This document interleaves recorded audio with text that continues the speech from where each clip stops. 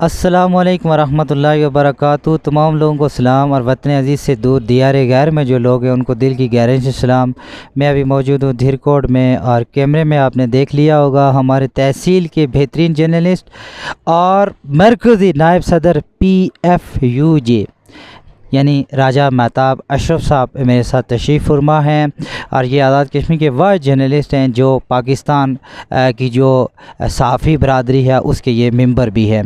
राजा महताब साहब, आपका बहुत शुक्रिया कि आपने थोड़ी देर के लिए मेरे लिए वक्त निकाला है। सर, हम गाज़ियाबाद आपसे मुलाकात हुई थी एक वॉलीबॉल टूर्नामेंट के ऊपर। वहाँ हमने लाइव आपका इंटरव्यू करने की कोशिश की थी, लेकिन वो इंटरव्यू शायद वहाँ नेटवर्क की वजह से ज़्यादा वो चला नहीं और सिग्नल प्रॉब्लम थे। तो सर आपका शुक्रिया। सर, सवाल ये है कि सबसे पहले, इससे पहले कि मैं आपको शुमाली इलाका जहाद की तरफ ले जाऊं, बदलती हुई LA-14 धीरकोट की सियासी सूरत हाल है। एक तो मेजर लतीफ़ खलीक साहब आपके हाथ से निकल गए हैं, तो इस पे आप क्या कहेंगे? बिस्मिल्लाहिर्रहमानिर्रहीम। सबसे पहले तो अंसर साहब आपका बहुत शुक्रिया। जिस तरह आपने ख़ुद ज़िक्र किया कि हल्का LA-14 गरबी बाग की जो सियासी सूरत हाल है, इस पे ज़ाहिर है कि ज़्यादा आजकल बात हो रही है। आज मेजर रिटायर्ड लतीफ़ खलीक साहब तहरीक इंसाफ में शमूलियत का ऐलान कर रहे हैं और इस वक्त जो मेरी इतलात हैं वो इस्लामाबाद दाखिल हो चुके हैं अपने दीगर दोस्तों के हमरा। और शाम 7 बजे वो गुलबर्ग ग्रीन में वहाँ पे जो ऑफिस है, सेक्रेटेरिएट है PTI का, वहाँ पे बाकायदा ऐलान करेंगे। मेजर लतीफ़ खलीक साहब की PTI में शमूलियत के हवाले से मैं समझता हूँ कि ये एक बड़ा ब्रेक थ्रू है PTI के लिए। और देखना यह है कि PTI की जो गरबी बाग की टीम है LA-14 की, क्या वो उनको समझ सकेगी या नहीं, ये बहरहाल आने वाले वक्त में ही पता चलेगा। अलबत्ता ये एक अच्छा साइन है PTI के लिए कि उनकी सफ़ों में मेजर रिटायर्ड लतीफ़ खलीक शामिल हुए, जिन्होंने इससे पहले 4 इलेक्शन लड़े हैं और चारों में एक जानदार मुकाबला यहाँ पे किया है। और वो हल्का गरबी बाग में सरदार अतीक अहमद ख़ान साहब के मुकाबले में एक जानदार और हमा वक्त फील्ड में रहने वाले सियासी रहनुमा के तौर पर जाने जाते हैं। राजा साहब, ये बताइएगा कि जमात इस्लामी कहीं ना कहीं से कमज़ोर ज़रूर हुई है, चूँकि मेजर लतीफ़ खलीक का खासा वोट बैंक था। तो अभी जो है आप चूँकि जमात इस्लामी के हैं और बड़े नज़रियाती किस्म के आप कारकुन हैं जमात इस्लामी के, तो अब जमात इस्लामी को जो धचका लगा है इसको काबू पाने के लिए आपके पास क्या हिकमत अमली? अंसर, जिस तरह से आपने जिक्र किया कि जमात इस्लामी को एक धचका लगा है, कोई शक नहीं कि मेजर लतीफ़ खलीक के जाने के बाद एक खला तो ज़रूर पैदा हुआ है। और एक बड़ी शख्सियत जब किसी सियासी पार्टी से जाती है उसका नुकसान बहरहाल होता है। लेकिन जिस तरह आपने कहा कि यहाँ पे चूँकि जमात इस्लामी की जो बेस है वो काफ़ी मज़बूत है और जमात इस्लामी ने 2001 में राजा खालिद महमूद साहब को इलेक्शन लड़ाया था और उस वक्त मेजर लतीफ़ खलीक साहब भी इलेक्शन लड़ रहे थे और उस वक्त सरदार अब्दुल कयूम ख़ान साहब के मुकाबले में करीब तरीन जो हरीफ थे वो राजा खालिद महमूद साहब ही थे। उस वक्त जो है वो मेजर लतीफ़ खलीक साहब जो है वो पीपल्स पार्टी के प्लेटफॉर्म से इलेक्शन लड़ रहे थे, जो तीसरे नंबर पर थे।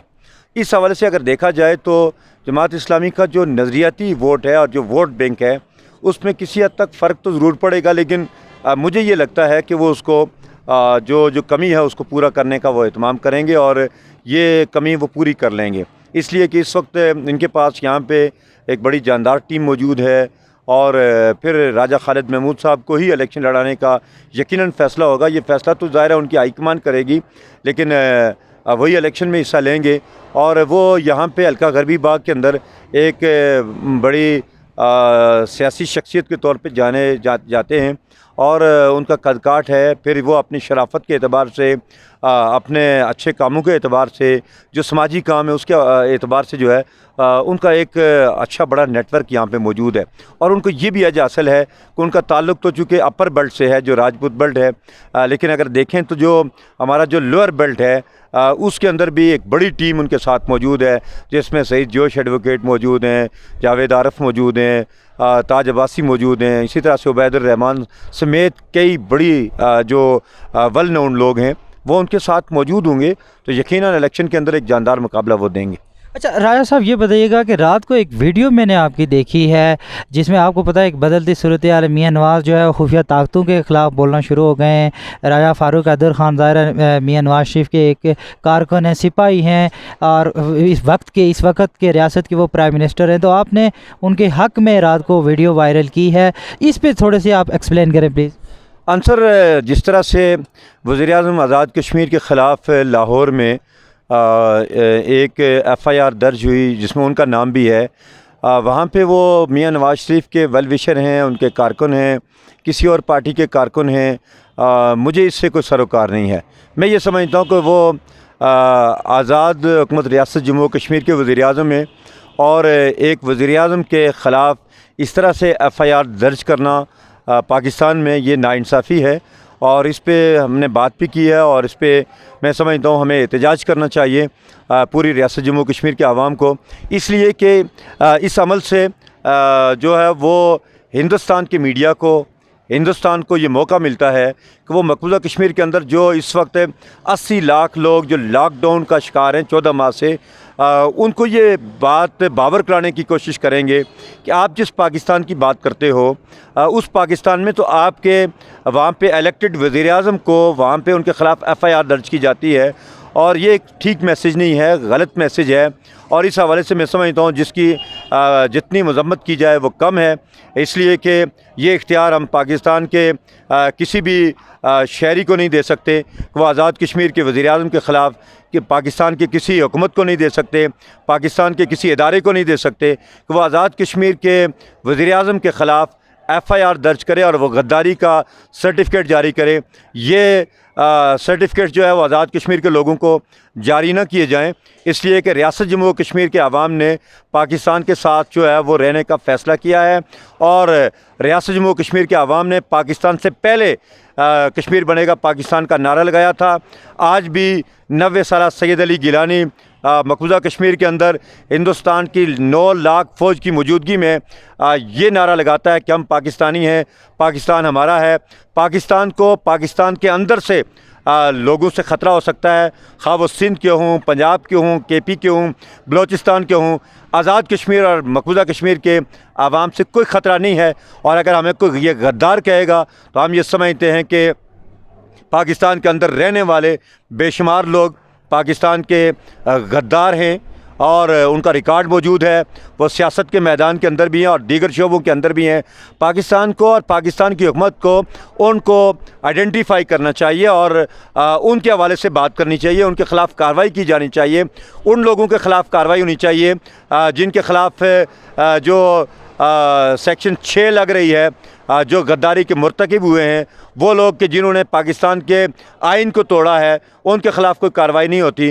वहाँ पे जो पाकिस्तान के ख़िलाफ़ जो है वो हिंदुस्तान और दीगर मुल्कों को जो है वो पाकिस्तान के वो ख़ास तौर पे वो जो डॉक्यूमेंट्स हैं, वो जो किसी दूसरे मुल्क को वो चीज़ें नहीं जानी चाहिए, वो चीज़ें भेजने का एहतमाम करते हैं, तो पाकिस्तान को उनके ख़िलाफ़ कार्रवाई करनी चाहिए।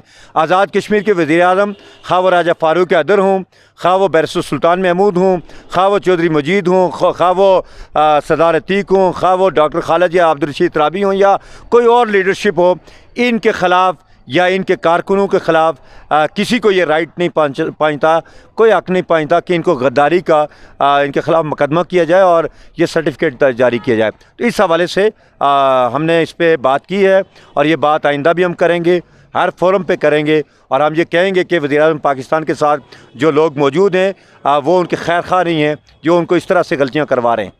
अच्छा राजा साहब, इससे पहले कि मैं आपको शुमाली इलाका जात की तरफ ले जाऊँ, एक दर्द भरी बात है। गुज़िश्ता 5 रोज़ पहले मैं एक स्कूल में गया हूँ, माखियाला राजा अली मर्द ख़ान गर्ल्स हाई स्कूल है वो, उसकी बिल्डिंग नहीं है 2005 से लेकर, और सबसे जो मेन इशू वहाँ पर है, वहाँ पर कोई सदर मालूमा ड्यूटी नहीं दे रही है। ये बात आपके नोटिस में क्या आई है? चूँकि आप एक जर्नलिस्ट भी हैं, अगर आई है तो आपने इसका नोटिस क्यों नहीं लिया, इसको हाईलाइट क्यों नहीं किया?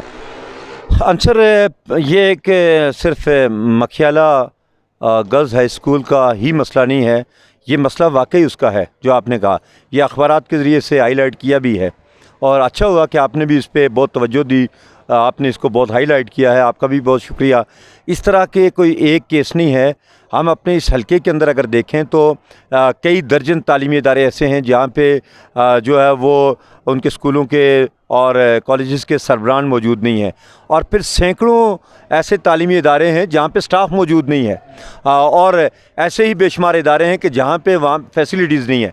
ये ज़िम्मेदारी हुकूमत की है और ये हुकूमत को पूरा करना चाहिए। मैं समझता हूँ कि इस वक्त तादाद की